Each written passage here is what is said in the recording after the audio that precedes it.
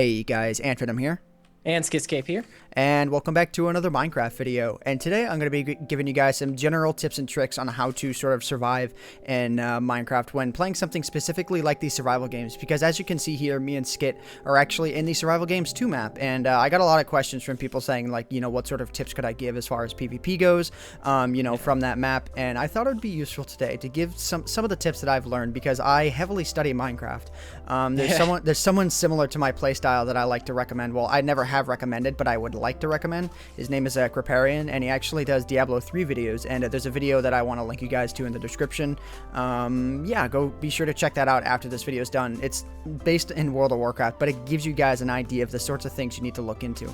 But anyways, what this video is going to be covering is just sort of like general survival, what it takes to really like what are the important things you guys really need to know when it comes to survival games. Yeah, in terms of tiers of weaponry and armor and just good tips and tricks to do when like facing a PvP encounter with somebody. Right, so as far as general PvP goes, something I wanted to point out very specifically, there are main 2 things you guys want to know when focusing on, like, melee PvP. So the first thing I want to mention is never underestimate the power of a wooden sword, because a barehanded hit, when I hit Skit here, actually, can you hit me real quick? Sure. Yeah, so you can see with the wooden sword there, it does 2 hearts, but if he hits me with his bare hands, for example, it only does half a heart. So Yeah. if you get a hold of a wooden sword, don't feel discouraged, because if he were to hit me with a stone sword, it would only do 2.5 damage without an enchantment. So yeah, as you can see, I went from half a heart down to 3 hearts. And then if you were to hit me with an iron sword, that would be 3 hearts. A gold sword would be 2 hearts, and a diamond sword would be. I'd probably kill you if I did all this. No, yeah, well, you don't have to do all of them, but yeah. So just never really underestimate the power of them, because I mean, with a wooden sword, you can get anywhere between like 12 to 15 kills, because it has 60 hits that it can take. So yeah, I mean, again, just a general tip. I know a lot of people might end up getting discouraged when they come up across a wooden sword or something like that, and I just wanted to let you guys know not to be discouraged by that. Yeah, not to mention, I also wanted to just point out, like, axes, if you don't have a sword, an axe actually does a decent amount. Like, I don't know about a wood axe, but, like... That was 1.5. Yeah, so, like, definitely pull one of those out if you can.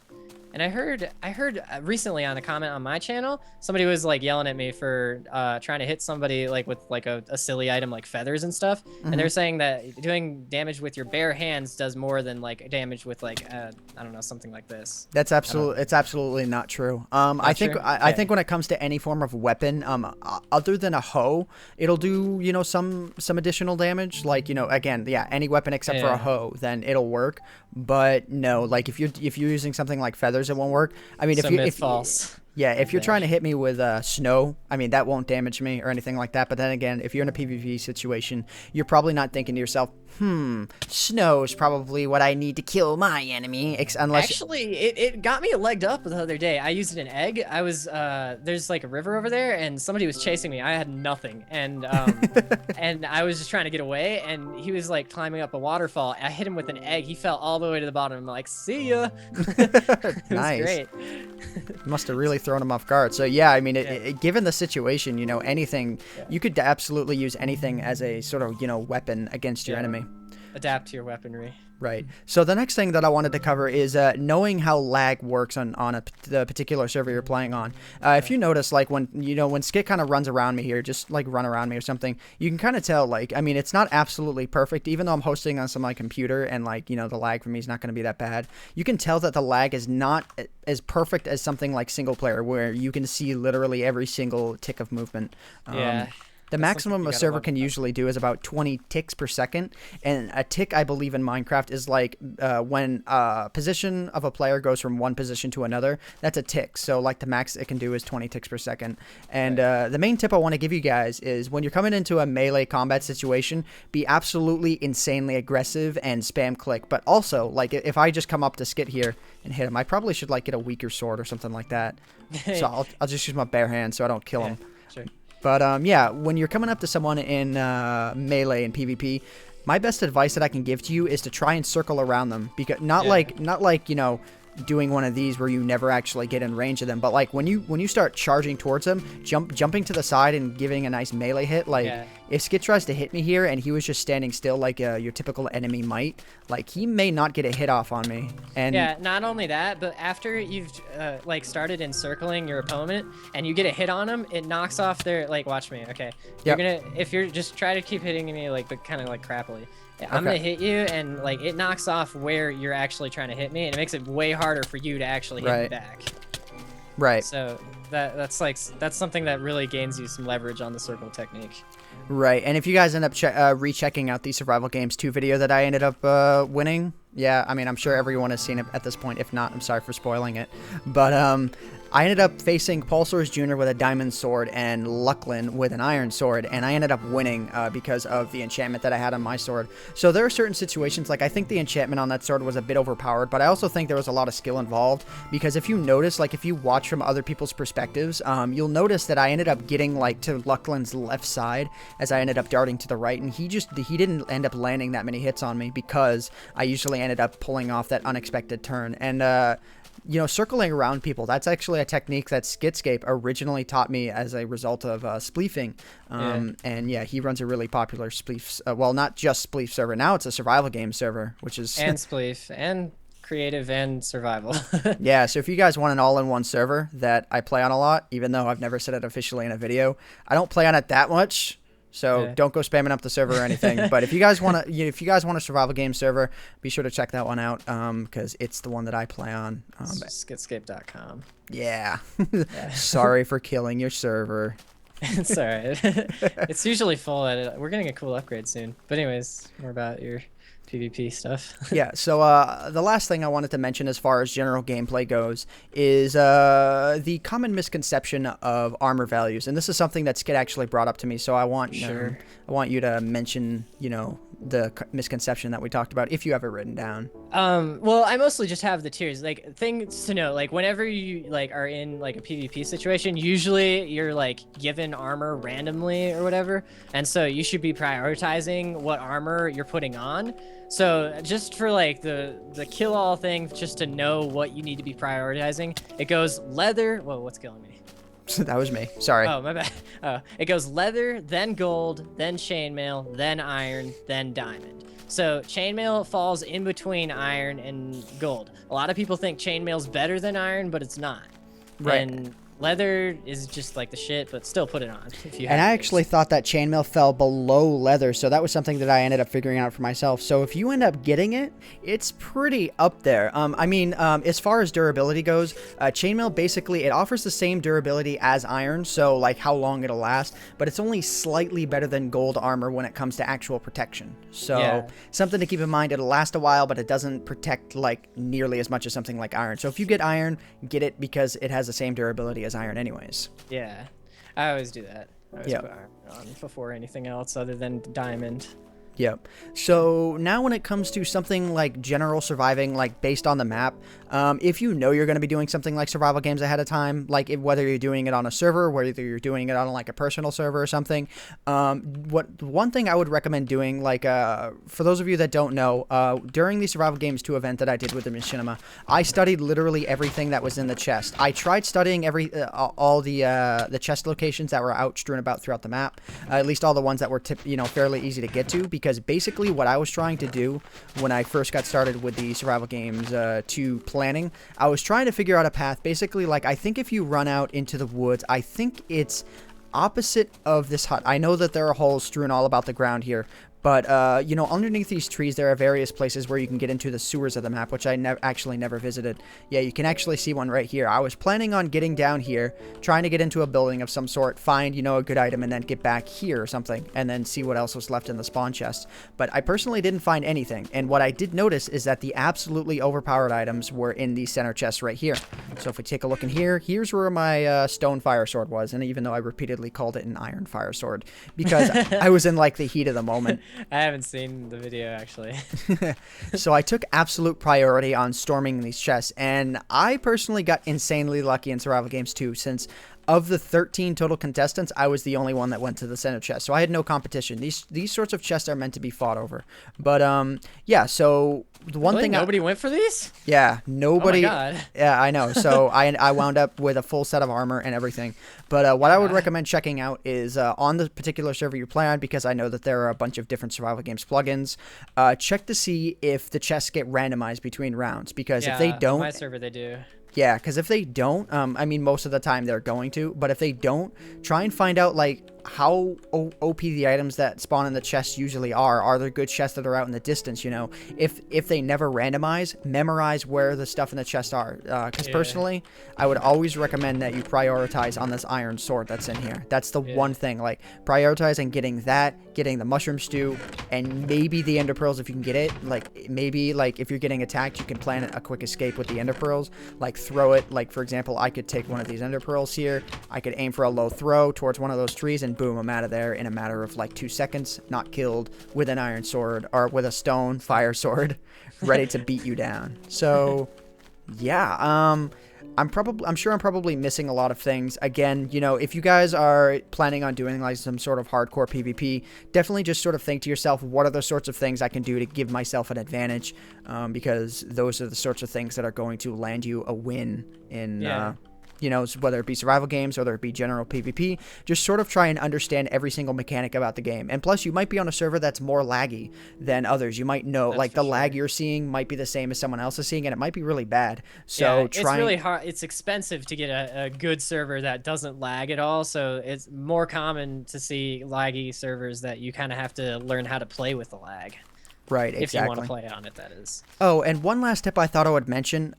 Jumping and running at the same time is faster than just running. Oh, yeah. Just so that you can catch up to opponents. See, watch. I'll run and okay. Yeah, so and then plus, you know, trying to get a better path towards a person. Like, I'm slightly on the outside of Skitscape's line here, but notice how I'm still getting closer to him. Oh, crap, there's enemies out. Yeah. See, there we go. So yeah, you got a hit on me. So when I was chasing Seamus, I repeatedly called him Seamus because I don't know why. I already knew that his name was pronounced Seamus. But anyways, I was chasing Seamus, and oh, you should probably teach the bow trick too. I was about to mention it. It's okay. Yeah, I destroyed redstone. Oh well. But what was I saying? Yeah, when I was chasing Seamus, I was running and jumping at the same time, and people were wondering, like, when they were observing me, why I was doing that. They're just like, wait, why is he doing that? And I kept catching up to him, and I don't know. I guess I was bad at chasing. Like, personally, like, I try and keep my running going, like, as much as I can, going throughout trees. Like, I strafe run as I'm running throughout trees, you know, in order to catch up to people. That's how I caught up to Sly Fox. And yeah, so again, just learning every single advantage that you can. Check this creeper. He spawned in there. I'm like, no joke. Oh shit, dude. I'm probably gonna die. Oh god. You can't activate him. That was close. Yeah, I ended up taking a lot of protection there. But yeah, I was gonna say, don't underestimate the power of bows. Like, a lot of people might be like, oh, no duh on this, but like, seriously, bows are good shit. Like, they are like, just a regular full charge bow is the same. Oh shit. That's okay. It's the same as what you said. It was an iron sword in terms of damage value. Yeah. So yeah, a full charge shot. So as I said before, an iron sword is the equivalent of, you know, 3 hearts of damage. So where are you here? Okay, I probably should like turn mobs off. Okay. Okay, so there we go. So now I'm full health, full hunger, and everything. So go ahead and fire a shot at me whenever you're ready. Yeah, here's an fail. What? Dude. Double fail. Stop. Yeah. Okay, but so, yeah. So that wasn't a full shot. That was just a partial shot. Oh, was it? Yeah. Okay, here. Whoa, that was an intense shot. Oh my god. That was unenchanted. Wait a minute, hang on. Go ahead and do that again. Like, aim it for a while. Yeah, okay, so that was a full 3 hearts of damage. So maybe the skeleton hit me at the same time or something. But yeah, so getting distance on people as well. Like, if they're decked out in melee stuff and you clearly have the disadvantage, like you don't have a sword, you have a bow, they have all diamond armor and stuff. Maybe what I should do is I should go ahead and give myself all diamond armor just to show how much actual damage this does. So I'm going to toss a bunch of diamond armor on the ground just so you guys can see what a full shot will be like. Yeah. Not to mention, like, if you're sniping, like, with arrows, high ground's hella important. Like, right now, I could probably get like killed if I like just kept hitting him so that he couldn't get up. Right. So if he stood at a distance, because I think standing at a distance might be better. Because as you noted, like when climbing up, like if I don't have a very big vine advantage, like yeah, see, he's easily able to knock me off the distance, and he won't be able to hit me. All right. So try and hit me here really quick. I am. Okay, so that did about, I think it was what, like half a heart of damage? Let's see that again. I'll do like a full charge. Yeah, so that was a full heart of damage. So even in full diamond armor, I'm able to take a heart at a time. And oh, and there's one more tip that I have too. Oh my god, I'm so glad that I didn't miss this one.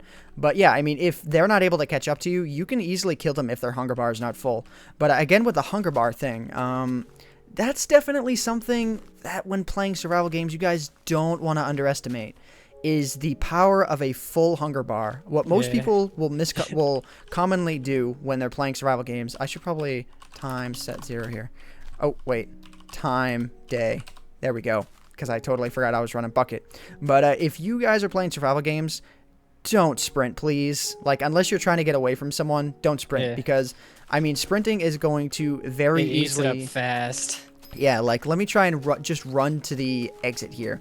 Let me see if it puts down my hunger at all. Like, if I just kind of keep running around here, my hunger is going to go down fast. And then, like, if you don't end up eating, your hunger saturation is going to go down faster. And that's going to cause your hunger overall to deteriorate much faster as you keep losing health. Not only that, but avoid unnecessary jumping. Like, if you are just jumping in place, that's going to eat your hunger too. Right. And so, like, if you're just jumping all over the place, like, for no reason, your hunger bar is going to go down way fast. So if you just kind of, like, casually walk, although it feels really casual, like, you're going to probably get the most out of your hunger bar. Right, so you can see I've lost one of my hunger bar already, and I think once you get down to, I think it's like, once you fall below, like, or rather, once you have one or more left, you know, missing on your hunger bar, then your health will not regenerate. So go ahead and hit me again here really quick, and let's see what happens. Oh, God. I did the overpowered... Overpowered bow. Okay, there we go. So yeah, so you can see I'm 1.5 down on my hunger bar. I'm not healing anymore. So if you like spend your time running around a map and then you get into combat with somebody and you don't have much food, you're they screwed. can fuck you up quick. Right, they can mess you up. But like if you preserve the food that you have, you know, you walk around. I wouldn't recommend sneaking. That's kind of overdoing it. But like if you just walk around, you know, your hunger bar is not going to go down that fast. In fact, it's going to go down really, really, really, really slow. Yeah. So like, I think my hunger saturation might, you know, make this example a little bit odd. But yeah, I mean, that's how I ended up surviving in Survival Games 1. I didn't run a lot, and I, you know, kept my initial stash of food with me the entire time until eventually the ops ended up giving everyone food in the first Survival Games. Yeah, I felt bad for you when I was watching the first Survival Games video because I thought all the ops were being unfair, but apparently they were doing that to everybody. Yeah, that's what I was thinking. That's what I was thinking too at the time. But yeah, so again, like I said before when I was going to end off the video before, I'm sure we ended up missing a lot of tips. But these are just some things to keep in mind if you guys want to, you know, end up learning survival and like not learning survival, but like mastering survival and being, you know, the sort of person that ends up surviving when it comes to the survival games or just PvP in general. Yeah. And I guess I should note, I could go on all day. Like I could start talking about hardcore PvP. There's a lot of things you could go over. Yeah, I suppose I'll cover one more thing just in random. Skit, can you crouch for me? Yeah. Oh, right, yeah. Yeah, see, if the person you're looking at is behind a solid object and they're crouching, their name's not going to show up. So, like, if you think you're seeing someone or you think someone may have seen you, crouching and then just, you know, sort of sneaking around might be a good idea as well because they can't see you. Like, obviously, I can see his name through the glass because it's transparent, and I think I can probably see your names through the leaves. Let me go ahead and let me check here. It's a good getaway tactic as well. Like, I mean... Oh, yeah, no, I can't see you. I can see your name, but like only as much as I can see your body through the... Right, only through the transparent parts. Right. But like, yeah, it's a great getaway tactic. Like if, you know, you're able to get away from somebody by running and then like hide behind a building and, you know, then like crouch, then you can consider yourself safe usually, and they'll end up like wandering off in some direction trying to look for you. Yeah, definitely. And you might end up even getting the upper hand, too, if they're running towards you and you see their name. Like, if I'm hiding behind this tree here and I see Skit, like, I don't know what side he's going to come at me from. But, yeah, you see, like, boom, I'm instantly going to get the advantage on him. And you could get, like, a 2-hit advantage on someone, and that could definitely mean the difference between, you know, a death or, you know, you killing them. For sure. Like them killing you or you killing them. So before I make this get way too long, I'm probably at like 15, 20 minutes at this point or something like that. I'm going to go ahead and I'm going to end off this video, guys. I hope you all have enjoyed these tips, and I hope you guys get something out of it. You end up becoming better players as a result. Hit me! Pew! Jeez. That is one brutal hit. I'm on fire! But yeah, anyways, guys, I hope you all have enjoyed this video. My name is AntVenom. And my name is Skitscape. And we bid you all farewell. Thanks so much for watching. KO.